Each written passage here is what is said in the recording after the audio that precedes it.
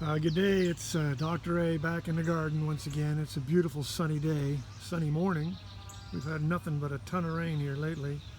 I'm just sort of showing you a couple of cool things. It's a little bright, there's hydrangea in the background. I'll talk about that later.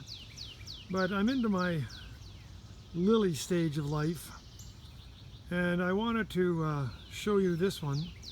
I've just fallen in love with lilies. These are the Oriental lilies. They're from Brent and Becky's bulbs, and this one's called Black Beauty.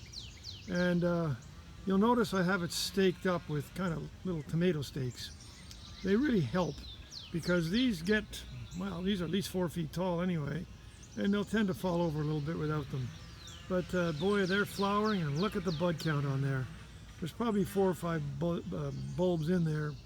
Put them in the fall. I love them. This is Black Beauty, reflex petals, spectacular plant. Come on, see me in Athens, Georgia. We'll go gardening.